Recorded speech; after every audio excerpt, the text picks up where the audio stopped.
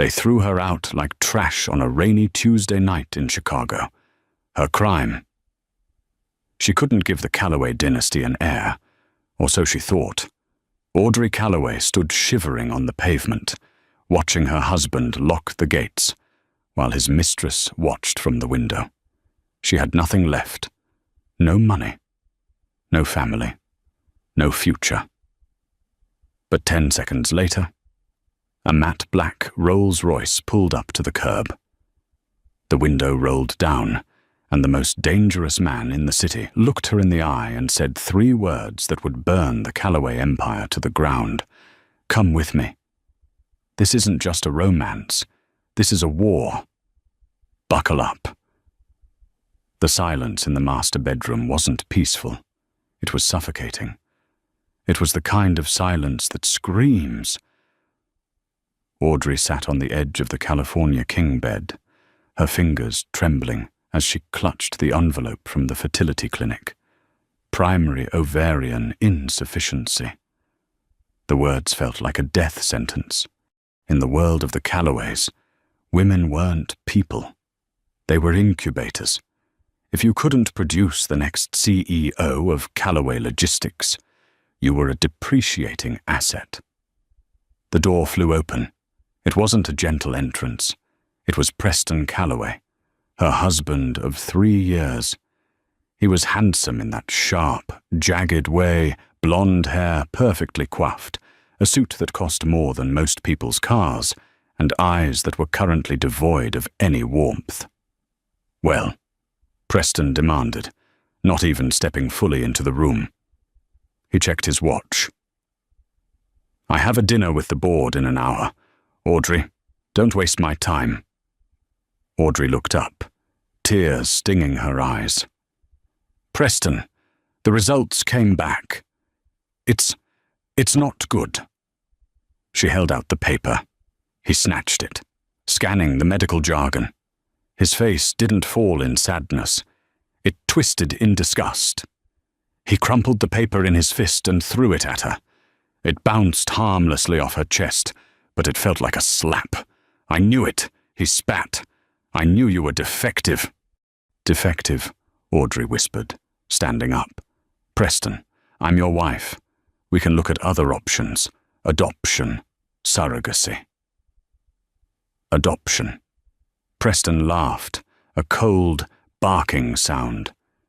"You think a Calloway raises someone else's genetic garbage? My mother was right about you. You're just a pretty face with a broken interior." He walked to the closet and started pulling out suitcases. Her suitcases. "Preston, what are you doing?" Panic rose in her throat. "I'm cutting my losses. Audrey, the prenup is clear. Clause 14, B. Failure to produce an heir within 3 years allows for an annulment of the marriage contract with a minimal severance. You're done." "You can't be serious," she cried, grabbing his arm. He shook her off violently, sending her stumbling back against the vanity. "We promised, for better or worse." That was for the cameras. "Darling." A new voice chimed in. Audrey froze. Leaning against the doorframe was Jessica Thorpe. She was Preston's personal assistant, a leggy brunette who had been smiling a little too brightly at Preston for months. She was holding a glass of champagne. "Jessica," Audrey breathed. "Pack your things." "Sweetie," Jessica said, taking a sip. "Preston and I need the closet space, and unlike you, everything works just fine with me." She placed a hand demonstratively over her flat stomach. The cruelty was so absolute, so casual, that Audrey went numb. She didn't fight as Preston threw clothes haphazardly into the bags. She didn't scream when he dragged the luggage down the marble staircase, the wheels clunking loudly, echoing through the empty mansion. Beatrice Calloway, Preston's mother, was waiting in the foyer, the matriarch of the family, a woman who wore pearls like armor. She didn't look at Audrey. She just signaled to the butler to open the front door. "Get her out!" Beatrice said, examining her fingernails, and change the locks immediately. I don't want her selling stories to the press. Preston, please, Audrey begged one last time as he shoved her out onto the stone steps. The November rain was freezing, instantly soaking her silk blouse. Where am I supposed to go? You cut off my credit cards this morning. Not my problem, Preston said. He looked at her with pure indifference. You should have thought about that before you turned out to be barren. The heavy oak doors slammed shut. The click of the deadbolt was the loudest sound Audrey had ever heard. She stood there for 5 minutes, shivering, the rain mixing with her tears. She dragged her 2 suitcases down the long driveway to the main road. It was dark, the streetlights were flickering, and she was alone in one of the wealthiest, coldest neighborhoods in America. She sat on her suitcase, her head in her hands. She was 26 years old. She had no degree. She had dropped out to marry Preston. She had no savings. She was a discard. Headlights swept over her. Bright, blinding, LED lights. Audrey didn't look up, assuming it was security coming to chase her further away. But the car slowed. The hum of a powerful engine purred to a stop right in front of her. She looked up. It wasn't a security patrol. It was a matte black Rolls-Royce Phantom, the kind of car even Preston couldn't afford. The rear window glided down. Sitting inside was a man who looked like he was carved out of shadows and granite. He had dark hair, eyes the color of steel, and a scar running faintly through his left eyebrow. He was wearing a tuxedo, unbuttoned at the collar. Audrey knew who he was. Everyone in Chicago knew who he was, though people whispered his name rather than spoke it. Dominic Rossi, the head of the Rossi Syndicate, the man who owned half the construction unions and all of the shipping docks, the man the FBI had been trying to pin down for a decade. Dominic looked at her. He didn't look at her wet clothes or her ruined makeup. He looked straight into her eyes, with an intensity that made her forget the cold. The door opened. A massive bodyguard with an umbrella stepped out, but Dominic waved him off. He leaned forward from the back seat. Audrey Calloway, he said. His voice was deep, rough like gravel. It's just Audrey now, she stammered, shivering violently. Dominic's eyes narrowed as he looked up at the Calloway mansion, then back at her trembling form. He saw the suitcases. He saw the lack of a coat. A flash of something dangerous passed over his face, not anger at her, but a cold, calculated fury at the situation. He extended a hand, a large, warm hand. "Get in," he said. I can't," Audrey whispered. "I don't know you. You're Dominic Rossi, and you are freezing to death on a curb while your husband toasts to his freedom," Dominic said calmly. "I'm not asking you for a date. Audrey, I'm offering you a weapon. A weapon, revenge," Dominic said softly. "It's a dish best served cold, but you look cold enough already. Come with me." Audrey looked back at the house. The lights were warm and golden. She could see shadows moving in the window, Preston and Jessica. She looked back at Dominic Rossi's hand. She took it. The drive was silent. The interior of the Rolls-Royce smelled like leather and expensive scotch. Audrey was shivering uncontrollably, her teeth chattering. Without a word, Dominic had taken off his tuxedo jacket and draped it over her shoulders. It was heavy and warm, carrying his scent, wood smoke, and something sharp, like ozone. He didn't try to make small talk. He didn't ask her, "Are you okay?" which she appreciated, because she clearly wasn't. He spent the ride typing on a secure phone, his face illuminated by the screen. When they arrived at Rossi Tower, the tallest building in the city skyline, they bypassed the lobby. The car drove directly into a private underground elevator bank. "Franco," Dominic said to the driver, "get her bags." They rode the elevator to the 91st floor. When the doors opened, Audrey gasped. The penthouse wasn't a home. It was a fortress of glass and steel. The view of Chicago was breathtaking, the city lights spreading out like a galaxy below them. "You'll stay here," Dominic said, walking over to a wet bar and pouring 2 fingers of amber liquid into a crystal glass. He turned and held it out to her. "Drink. It will stop the shaking." Audrey took the glass with 2 hands. She took a sip and coughed as the liquor burned her throat. But the warmth spread quickly to her chest.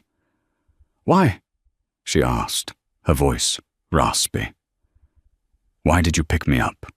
You're a mob boss." "Dominic, you don't do charity."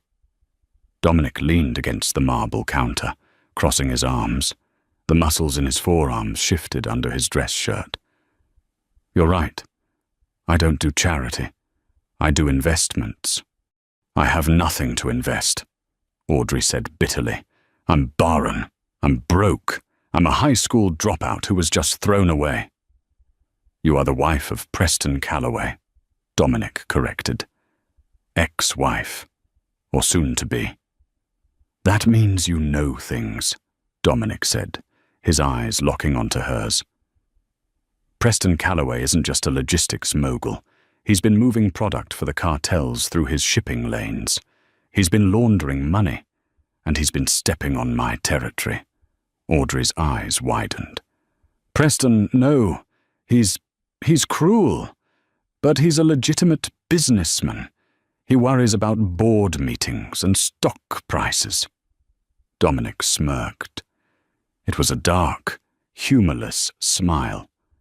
"The best criminals always look like saints, Audrey.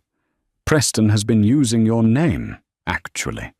My name, the Audrey Foundation, his charity for underprivileged youth. It's a wash for dirty money. If the feds investigate him, guess whose name is on the paperwork?" Audrey felt the room spin. She dropped the glass. It shattered on the floor, sending shards of crystal and scotch everywhere. He made me sign papers. He said it was just for tax purposes. He said he was proud of me." "He was setting you up as the fall guy," Dominic said ruthlessly. "Why do you think he was so desperate to kick you out tonight?" "The feds are circling. He needs to distance himself from you before the indictment drops. He's going to pin it all on the disgruntled ex-wife who was stealing from the charity." Audrey fell to her knees. The betrayal wasn't just emotional, it was criminal. Preston wasn't just leaving her, he was planning to send her to prison. Dominic walked over. He didn't help her up immediately. He crouched down so they were eye level. He ignored the broken glass near his expensive shoes. "You have 2 choices, Audrey," Dominic said quietly. "Choice A. You walk out that door. The police pick you up in 24 hours. You go to prison for 20 years for money laundering and fraud. Preston plays the grieving victim who was deceived by his infertile, greedy wife." Audrey sobbed, a raw sound of despair. "Or choice B," Dominic continued, his voice dropping an octave. "You stay here. You tell me everything you know about his schedule, his passwords, his private meetings. You become my wife." Audrey's head snapped up. "What? Not a real marriage," Dominic said, standing up and offering her his hand again. "A war alliance. I need a legitimate face to enter certain social circles Preston controls. You need protection and power. I make you Mrs. Rossi. We destroy Preston Calloway, piece by piece. We take his company, we ruin his reputation, and we leave him with nothing. Why marry me? She asked. You could just hire me. Because, Dominic's eyes glinted. Nothing terrifies a man like Preston more than seeing his broken toy in the hands of a man he fears. It sends a message. It says you are under my protection, and nobody touches what is mine. Audrey looked at the man. He was dangerous. He was a killer. Probably. But Preston, the man she had loved, was a monster in a suit. Preston had tried to destroy her life. Dominic was offering her a sword to fight back. She stood up, wiping the tears from her face. Her expression hardened. The naive girl who cried on the curb was dying, and something colder was taking her place. I want him to hurt, Audrey whispered. I want him to feel as small as I felt tonight. He will, Dominic promised. But first, you need to sleep. And tomorrow, we go shopping. If you're going to be the Queen of Chicago, you can't wear last season's tears. He gestured to a hallway. Second door on the left is your suite. Lock the door if it makes you feel safer. But in this house, nobody hurts you. Good night, Audrey. He turned to leave, but Audrey called out. Dominic. He paused. Did you know? She asked. About tonight. Did you know he was kicking me out? Dominic didn't turn around. I've been watching the Calloway house for 6 months. Audrey, I knew he was making a move. I just didn't expect him to be stupid enough to do it in the rain. He walked away. Audrey went to the room. It was bigger than her entire apartment before she met Preston. She showered, scrubbing the feeling of Preston's touch off her skin. She put on a silk robe she found in the closet. It still had the tags on. Rossi guessed. She lay in the massive bed, staring at the ceiling. She wasn't sad anymore. She was angry. But there was one thing neither of them knew yet. The next morning, Audrey would wake up with a strange nausea. She would chalk it up to the stress and the whiskey. She wouldn't know. Not for another few weeks, that the fertility clinic had made a mistake. Or perhaps the clinic hadn't made a mistake at all. Perhaps Preston had paid the doctor to falsify the results to have an excuse to dump her. Audrey Calloway wasn't infertile, and she was already carrying the heir Preston wanted so badly, but now that child would be raised in the house of his greatest enemy. Audrey woke up to the sound of rain lashing against the floor-to-ceiling windows. For a split second, she thought she was back in the guest room of the Calloway estate, waiting for Preston to come home and ignore her.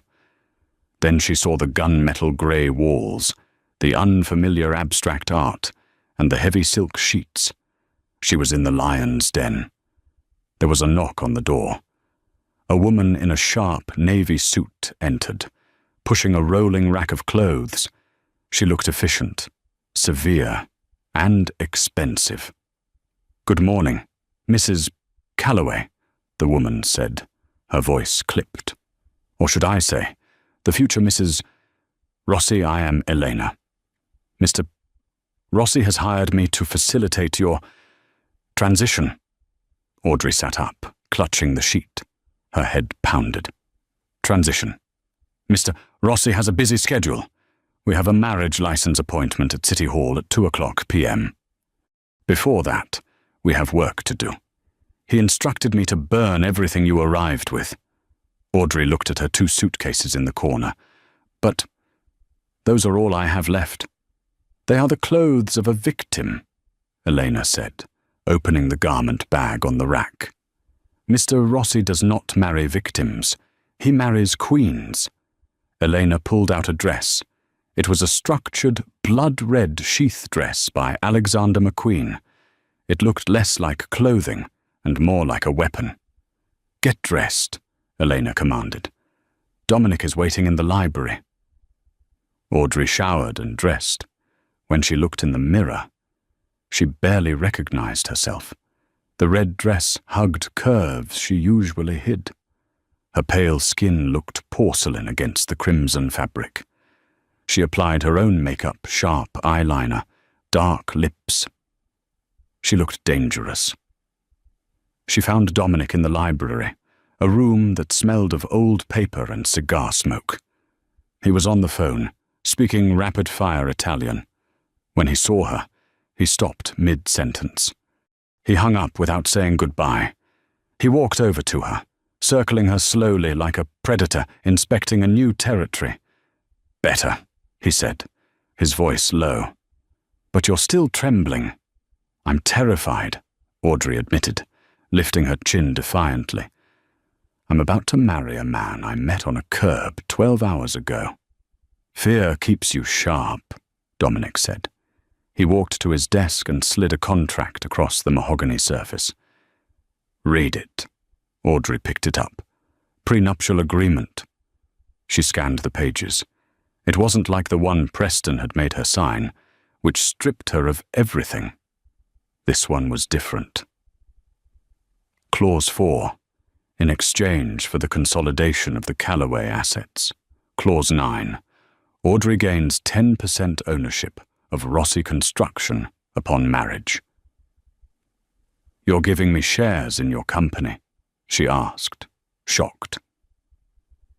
"I need you to have skin in the game," Dominic said, pouring himself an espresso. "This isn't just a marriage, it's a merger. Preston thinks you're weak. He thinks you're stupid. When we walk into his gala tonight, I want him to know you aren't just my wife, you're my partner." "Tonight?" Audrey's breath hitched. "The Callaway Foundation gala is tonight. I can't go there. Preston will be there. Jessica will be there."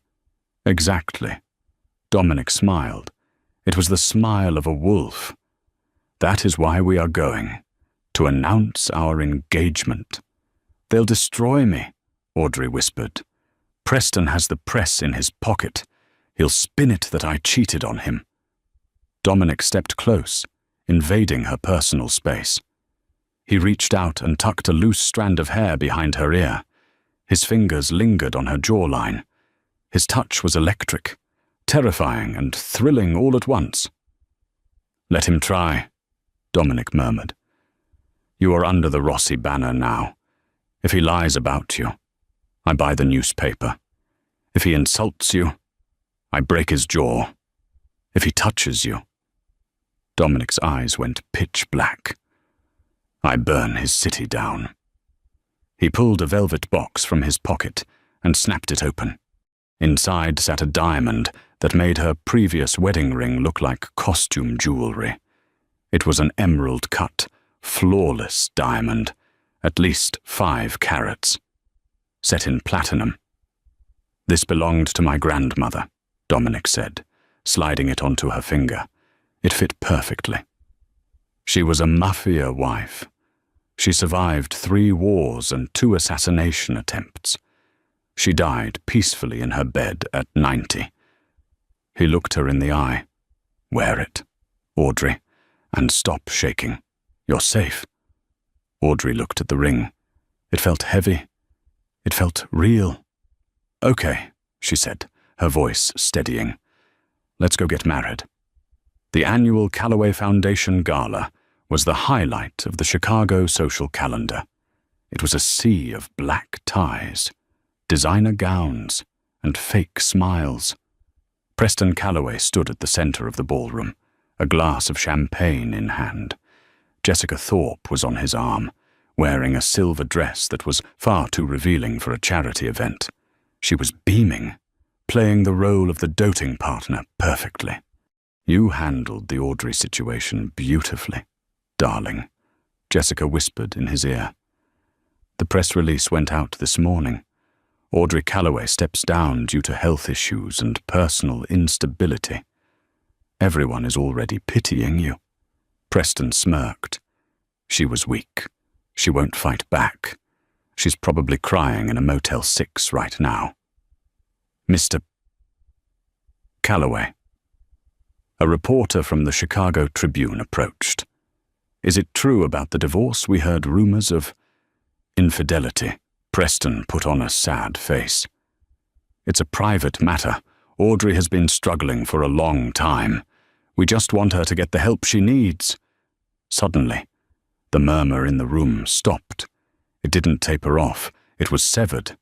The live jazz band faltered and went silent. Heads turned toward the grand double doors at the top of the staircase. What is going on? Preston snapped, looking around. Then he saw why. Dominic Rossi stood at the top of the stairs. He was wearing a tuxedo that fit him like a second skin, tailored by Brioni. He looked lethal and magnificent. But no one was looking at Dominic. They were looking at the woman on his arm. Audrey. She was wearing the blood-red Alexander McQueen gown. Her hair was swept up in an elegant chignon, exposing the diamond necklace dripping from her throat. But the most blinding thing was the ring on her left hand. She didn't look like the crying woman Preston had thrown out. She looked like a goddess of vengeance. Is that Audrey? Jessica gasped, her grip on Preston's arm tightening painfully. Dominic leaned down to Audrey as they stood at the top of the stairs, the entire room staring up at them. Breathe, he whispered. Head high. You own this room. Audrey took a deep breath. She locked eyes with Preston across the ballroom. She saw his jaw drop. She saw the fear flicker in his eyes. She smiled. They descended the stairs. The crowd parted like the Red Sea. Flashbulbs erupted, blinding and chaotic. Mr. Rossi, is this your date?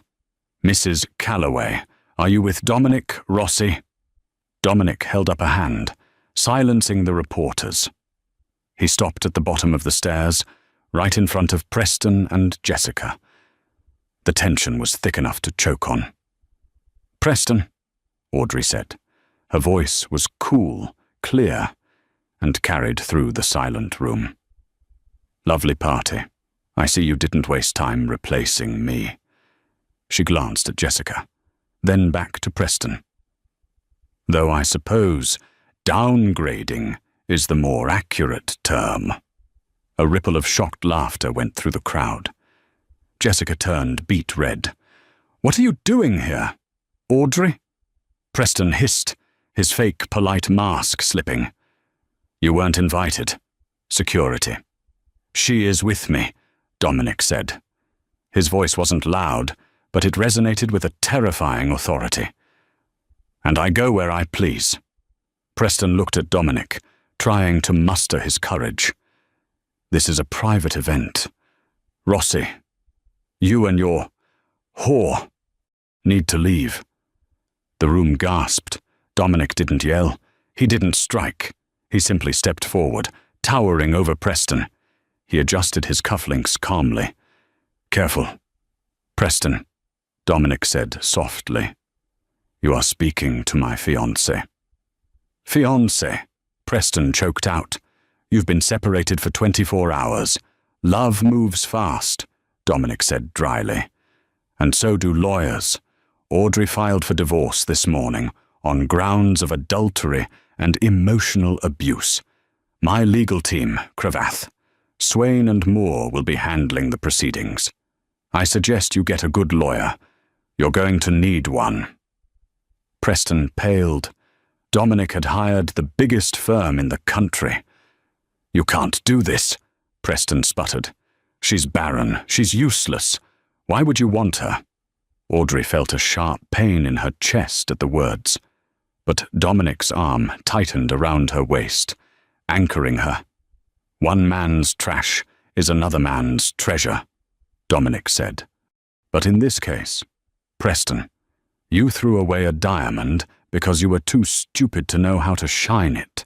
Now, if you'll excuse us, my fiancé and I have a dance to attend to. Dominic swept Audrey past the stunned couple and onto the dance floor.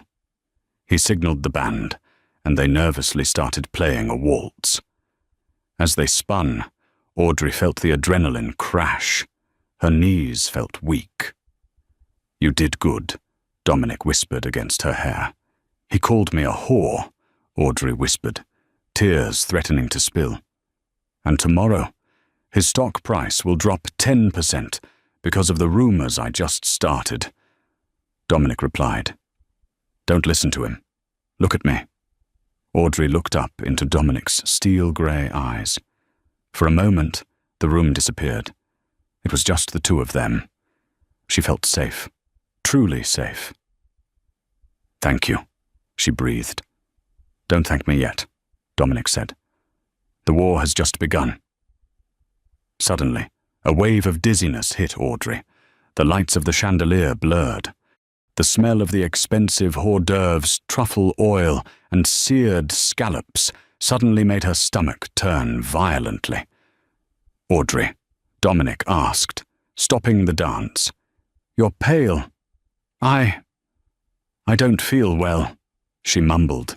The room tilted. "I think I'm going to—" Her legs gave out. Dominic caught her before she hit the floor. He scooped her up into his arms effortlessly, shouting for his security detail. "Get the car!" Dominic roared, his calm facade shattering into panic.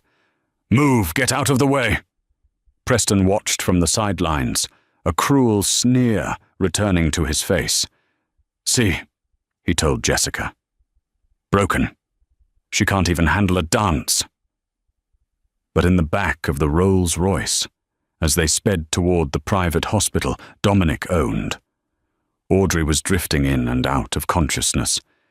She didn't know it yet. Dominic didn't know it yet. But inside her, a tiny heart was beating, a heart that carried Calloway DNA, but would be raised by a Rossi. The infertile woman was about to give the Mafia Don the one thing money couldn't buy, and the one thing Preston Calloway had destroyed his marriage for: an heir. The steady beep of the heart monitor was the first thing Audrey heard. It was a rhythmic, annoying sound that pulled her out of the darkness. She blinked, her eyes adjusting to the dim light of the luxury hospital suite. It looked more like a hotel room than a medical facility, with mahogany paneling and a view of the Chicago River. Dominic was there. He was sitting in a leather armchair in the corner, his tuxedo jacket discarded, his shirt sleeves rolled up to his elbows. He was staring at a tablet, his brow furrowed in intense concentration. "Dominic," she croaked. He was at her side in a second. He poured a glass of water and held the straw to her lips. "Easy," he said, his voice unusually gentle. "You took a hard fall." "Did I ruin the gala?" Audrey asked, panic rising in her chest. "Did Preston win?" "Preston is currently dealing with a PR nightmare," Dominic said with a grim smile. "Stocks in Calloway Logistics dropped 4% this morning. You fainting was the best thing that could have happened. Everyone thinks he poisoned you or stressed you into a collapse. The narrative is firmly on our side." Audrey relaxed back into the pillows. "Good. What happened? Was it the stress?" Dominic's face changed. The hard lines of the Mafia Don softened into something unreadable. He sat on the edge of the bed and took her hand. "Audrey," he said. "The doctors ran a full panel. Blood work, scans, everything. And you're not sick." He paused, looking searching her eyes. "You're pregnant." The world stopped. The air left the room. That's not funny," Audrey whispered. She pulled her hand away. "Don't joke about that. You know why Preston threw me out. You saw the papers. I have primary ovarian insufficiency. I can't have children." "The papers were a lie," Dominic said. His voice was cold, sharp steel. "I had my own team review your file from the Calloway's private clinic. Then I had my doctors here run their own tests. Your reproductive system is perfectly healthy. You are 8 weeks along." Audrey stared at him. Tears welled up, hot and fast. "But, Doctor, Arrington, he showed me the charts. He said my egg count was 0. Doctor, Arrington bought a vacation home in the Hamptons 3 days before he gave you that diagnosis," Dominic revealed, his jaw tightening. "Preston paid him off. He didn't want a divorce that would cost him half his fortune. He needed a cause to annul the prenup. Infertility was the clause he triggered." Audrey felt like she was going to be sick again. It wasn't just cruelty, it was a conspiracy. Preston had gaslit her into believing she was broken, just to save money. He lied. She sobbed, clutching her stomach. "He threw me out on the street, pregnant with his own child." "He doesn't know," Dominic said. "If Arrington is smart, he didn't tell Preston you were actually pregnant. He just took the money to fake the infertility results. Preston thinks you're barren. He has no idea there is an heir." Audrey looked down at her flat stomach. A baby she had wanted for 3 years. A baby that was now a pawn in a war. "I have to tell him," Audrey said, panic rising. "He's the father. He has rights." "He has nothing," Dominic growled, standing up. The predator was back. "He threw you out in the rain like garbage. He left his pregnant wife to freeze. He forfeited his rights the moment he locked that gate." He leaned over the bed, his hands bracing on the mattress on either side of her. "Listen to me closely, Audrey. If Preston finds out the child is his, he will take it. He has judges in his pocket. He has lawyers who can twist reality. He will paint you as unstable, unfit, and he will take that baby to raise with Jessica. Do you want that woman raising your child?" "No," Audrey breathed, a primal fear gripping her heart. "No, never." "Then we lie," Dominic said. "Lie. We get married. Immediately. And when the baby comes, the world will believe it is a Rossi, a miracle baby. My heir. But the timing," Audrey hesitated. 8 weeks. "I have doctors who can fudge a due date," Dominic said dismissively. "Babies come early all the time. We say it was a premature birth. We say it was a whirlwind romance. We control the narrative." He looked at her, his eyes burning with intensity. "I will protect that child with my life, Audrey. It will carry my name. It will inherit my empire. And Preston will die of old age, never knowing he threw away his own legacy." Audrey looked at the man who had saved her. He was asking to raise another man's child as his own, purely to protect her and destroy his enemy. It was the most dangerous, romantic, and terrifying thing she had ever heard. She placed a hand on her stomach. She felt a fierce, burning resolve. Preston Calloway had wanted an heir. Well, he wasn't getting this one. "Okay," Audrey whispered. "Let's do it." The winter in Chicago had been brutal, but inside the glass-walled boardroom of Calloway Logistics, the temperature was sub-zero. Preston Calloway sat at the head of the table, looking like a man who hadn't slept in weeks. His suit was rumpled. There were dark circles under his eyes. Jessica Thorpe sat next to him, scrolling through her phone, looking bored and irritated. "We are bleeding cash." Preston slammed his fist on the table. 3 shipments from Shanghai lost at the docks. The union strike in New Jersey has halted our distribution for a month. Who is doing this? His CFO, a nervous man named Mr. Henderson, adjusted his glasses. It's targeted, sir. Someone is systematically dismantling our supply chain, and the banks are calling in the loans. Which banks? all of them. JP Morgan, Citibank. They've sold your debt. Sold it to whom? Preston demanded. The heavy oak doors at the end of the room swung open. To us. A deep voice boomed. Dominic Rossi walked in. He was wearing a black cashmere coat over a charcoal suit. He looked like death itself, calm and inevitable. And beside him walked Audrey. She was visibly pregnant now.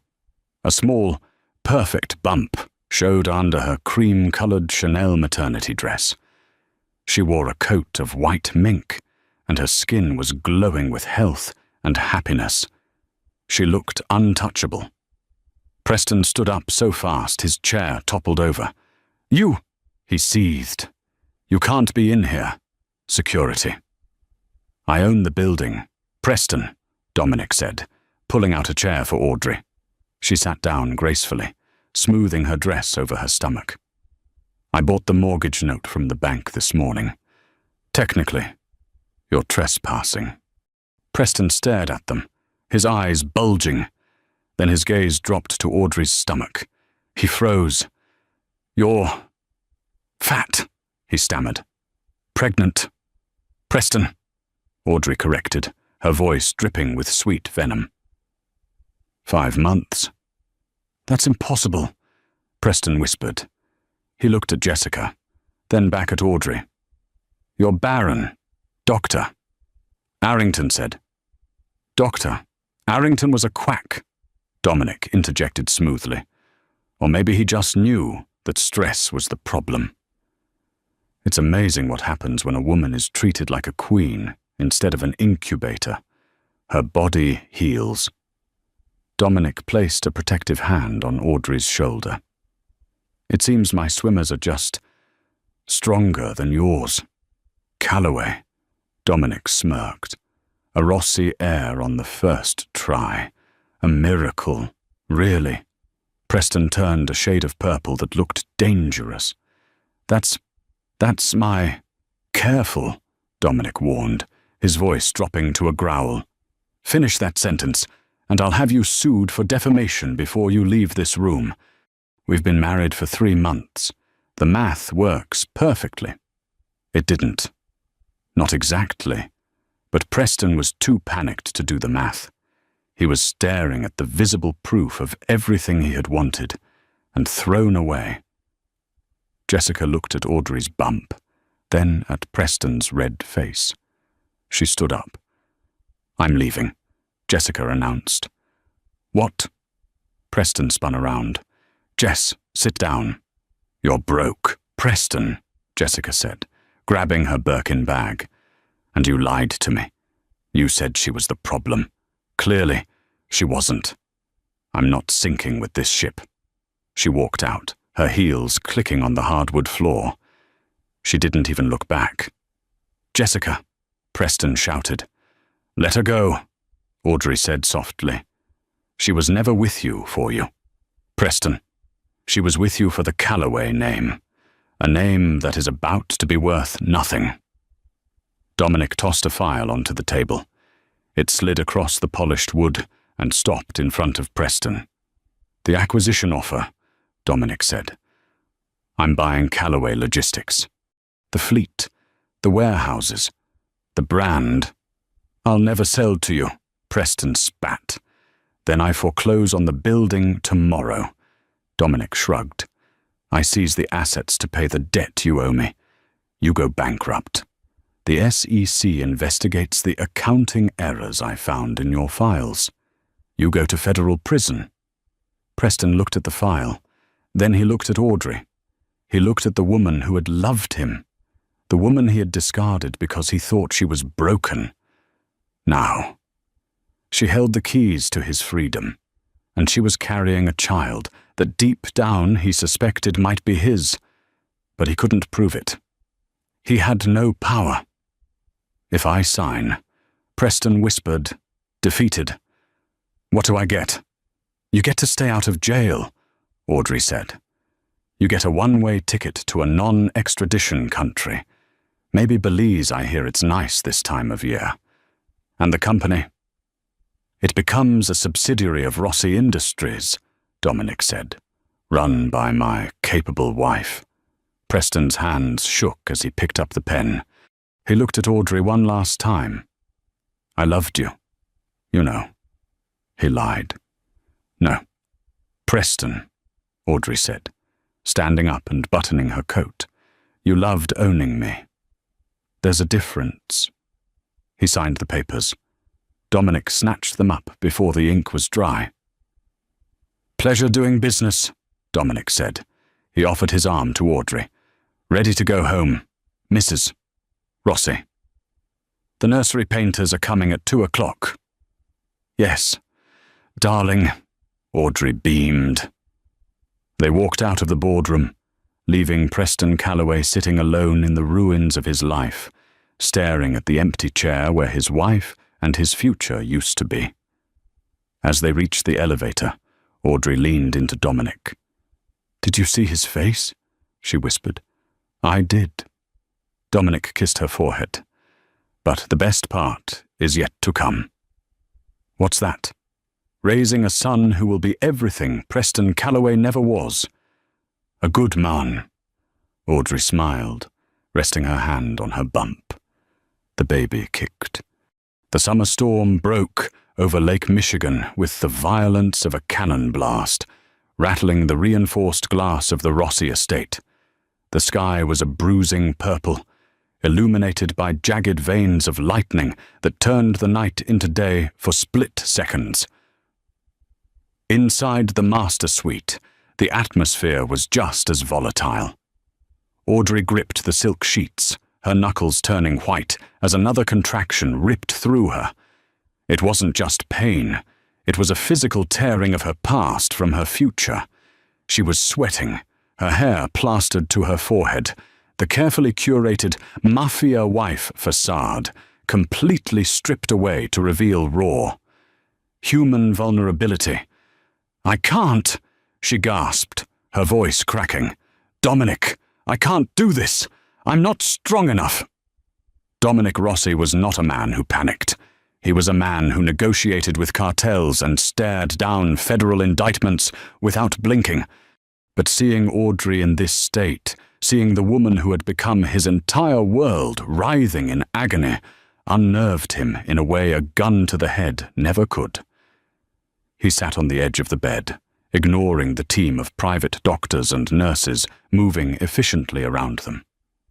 He took her hand, his large, rough palm engulfing her trembling fingers. Look at me, he commanded, his voice a low rumble that cut through the noise of the storm outside. Audrey opened her eyes, finding his steel-grey gaze. You survived, Preston Calloway, Dominic said, wiping a stray hair from her face with infinite tenderness. You survived the humiliation. You survived the press.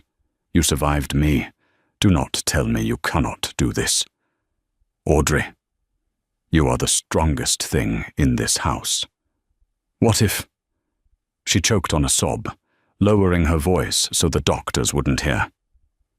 What if he looks like him? What if you look at this baby and see Preston? This was the fear that had haunted her for 9 months, the biological reality that this child was, by blood, a Calloway, an heir to a man Dominic despised. Dominic leaned in close, his lips brushing her ear. Blood is just chemistry. Audrey, loyalty is a choice. This child is yours. That makes him mine. Anyone who says otherwise answers to me. Another contraction hit, harder this time. Dr. Evans, the head of obstetrics from Northwestern, whom Dominic had essentially kidnapped with a very large paycheck to perform the delivery at the estate, stepped forward. It's time, Mrs. Rossi. One more big push, on my count. The next 10 minutes were a blur of agony and noise. The thunder outside seemed to synchronize with her efforts, a symphony of chaos. Audrey screamed, a raw, primal sound that echoed through the marble halls of the mansion. It was the sound of a woman expelling the last of her weakness. And then, silence.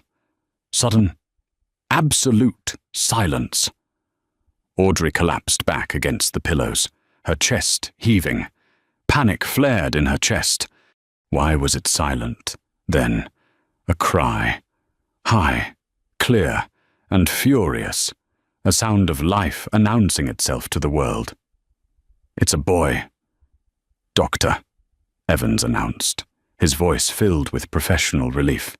He quickly cleaned the infant, wrapping him in a soft white blanket before placing the small, squirming bundle onto Audrey's chest. Audrey looked down. Her vision was blurry with tears. The baby was tiny, red-faced, and screaming his lungs out. He had a tuft of dark hair and fists that were already clenched, as if ready to fight the world. She touched his cheek, her fingers trembling. The instant her skin touched his, the fear vanished. It didn't matter who the biological father was. This was her son. He's beautiful," she whispered. She looked up at Dominic. This was the moment of truth. Dominic stood over the bed. He looked at the screaming infant. His face was unreadable, a mask of stone. He studied the shape of the eyes, the chin, the nose. He was looking for the enemy. He was looking for Preston Calloway in the features of this innocent life. The room held its breath. The nurses stopped moving. Even the storm outside seemed to pause. Dominic reached out a large, tattooed finger. The baby, sensing the presence, stopped crying. His tiny, erratic hand flailed out and instinctively grabbed Dominic's finger, wrapping his entire fist around the single digit. He held on tight. Dominic's mask cracked. A slow, genuine smile spread across his face, an expression so rare that Audrey felt her heart skip a beat. "He has your grip," Dominic murmured, "and your fire." "He doesn't look like—" Audrey started, but she couldn't say the name. "He looks like a Rossi," Dominic interrupted firmly, his voice leaving no room for argument. "He looks like the future." "What should we name him?" Audrey asked, exhaustion finally pulling at her eyelids. Dominic didn't hesitate. He had decided months ago. "Roman," Dominic said, "because he will build an empire on the ashes of the old one." 5 years had passed. The city of Chicago had changed. The skyline was different, dominated now by the gleaming spire of Rossi Calloway Tower, a monument to a hostile takeover that was still studied in business schools as the most brutal acquisition in the city's history. But in a small, cramped apartment in the Englewood neighborhood, time seemed to have stopped, or rather, decayed. Preston Calloway sat on a sagging couch that smelled of stale beer and mildew. He was 38, but he looked 50. His once golden hair was thinning and greasy. His face was gaunt, the sharp jawline now hidden under a patchy, unkempt beard. He wasn't the CEO of Calloway Logistics anymore. He was a night shift inventory clerk at an Amazon warehouse. He spent his days sleeping, and his evenings drinking cheap whiskey, trying to drown the memory of the life he had thrown away. The television in the corner flickered. It was the only luxury he had left. The 6 p.m. news was on. Tonight marks the 5th anniversary of the Rossi Foundation's Fresh Start initiative, the reporter said, her voice bubbling with excitement. The gala is being held at the former Calloway estate, now the primary residence of the Rossi family. Preston flinched. He reached for the remote to turn it off, but his hand froze. The camera panned to the podium. There she was. Audrey. She didn't look like the frightened girl he had married. She didn't look like the broken woman he had kicked out in the rain. She looked like a queen. She was wearing a gown of midnight blue velvet, diamonds dripping from her ears. Her posture was erect, commanding. She radiated a power that Preston had never seen in her. Beside her stood Dominic Rossi. The years had been kind to him. The grey at his temples only made him look more distinguished, more dangerous. He stood with his hand resting possessively on the small of Audrey's back. But it was the boy standing between them that made the air leave Preston's lungs. 5-year-old Roman Rossi. The boy was a miniature version of the power couple. He was wearing a tiny, custom-tailored tuxedo. He stood with his hands clasped behind his back, mimicking Dominic's stance perfectly. The camera zoomed in on the boy's face as he laughed at something the photographer said. Preston squinted, leaning forward until his nose was inches from the cracked screen. The whiskey bottle slipped from his hand, thumping onto the carpet, spilling amber liquid that he didn't even notice. The boy had blue eyes, Callaway blue. He had a dimple in his left cheek when he smiled. Preston's dimple. A cold, horrifying realization washed over Preston. It started in his stomach and clawed its way up his throat. He remembered the fertility doctor, Dr. Arrington.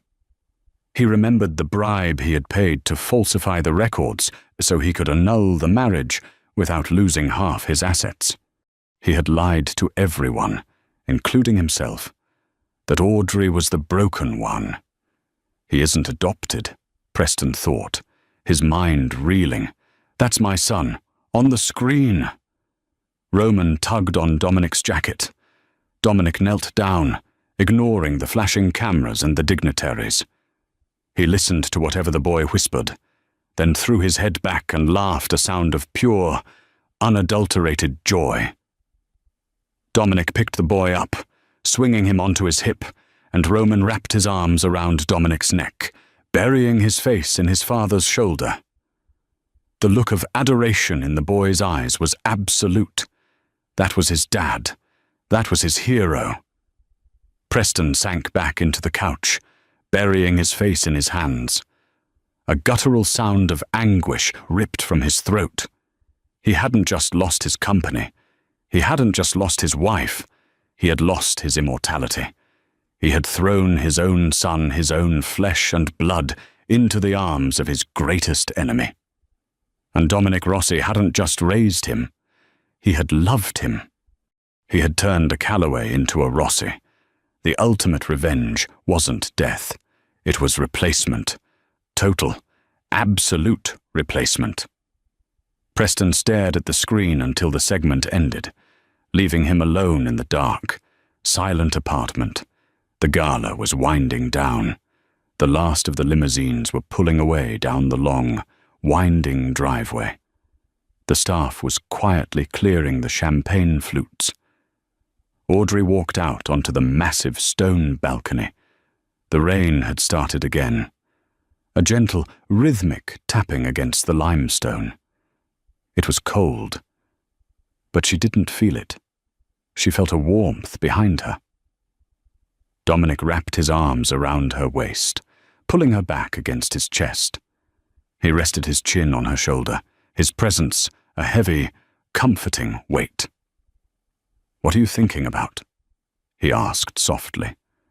"The rain," Audrey said, leaning into him. "I used to hate it.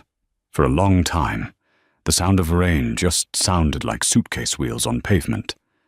It reminded me of being trash. And now?" Dominic asked, his hands moving to rest over her stomach, not because she was pregnant, but just to hold her. "Now." She turned in his arms, looking up at him, her eyes reflecting the city lights. "It reminds me of the night my life actually began. It reminds me of the Rolls-Royce, pulling up to the curb." "Roman is asleep," Dominic said. He was exhausted. He asked if he could come to the construction site with me tomorrow. He wants to see the cranes. He wants to be just like you. Audrey smiled, tracing the line of Dominic's jaw. "Good," Dominic said. He looked serious for a moment. I know he isn't mine by blood, Audrey. I know that haunts you sometimes. It doesn't, she promised. It shouldn't, Dominic said fiercely. Because blood is just biology. Being a father is a promise. And I have kept my promise. He kissed her, deep and slow, a kiss that tasted of victory and scotch. Preston is out there somewhere, Dominic whispered against her lips. I know where he lives. I know what he does. I have eyes on him, always. Tonight, I made sure the cameras got a good shot of Roman. I wanted him to see. Audrey pulled back slightly, surprised. You knew he would be watching. I wanted him to know that he didn't just lose. Dominic's eyes were dark, glinting with a terrifying satisfaction. I wanted him to know that I won everything he was too weak to keep.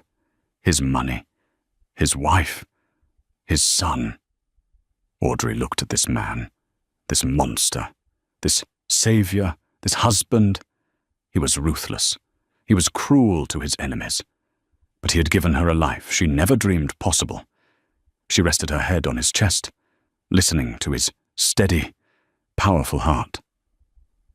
You aren't the broken girl anymore, Audrey, he whispered into her hair. No, she agreed, looking out over the wet, glittering expanse of Chicago, a city they now owned, a kingdom for their son. I'm not the victim. I'm the storm. Dominic Rossi smiled in the shadows. The king and queen of Chicago stood together, unbreakable, while the rest of the world just got wet. And that is the story of Audrey and Dominic, from a discarded wife shivering on a curb to the queen of the Chicago underworld. It's a reminder that sometimes rock bottom is just the solid foundation you need to build an empire. Preston Calloway thought he was throwing away trash, but he handed his greatest enemy a treasure that would destroy him. It's a brutal lesson for the real world. Be careful who you hurt, because you never know who is waiting in the shadows to pick them up. And more importantly, blood doesn't make a father love protection. And showing up does. If you enjoyed this 8,000-word saga of revenge, romance, and redemption, please smash that like button. It really helps the channel grow and tells me you want more long-form stories like this. And don't forget to subscribe and hit the bell icon so you never miss the next drama. I have a question for you all in the comments below. Do you think Dominic was right to keep the truth from Roman? Or does the boy deserve to know who his biological father is one day? That's a tough one. Let me know your thoughts. Thanks for listening, and I'll see you in the next video.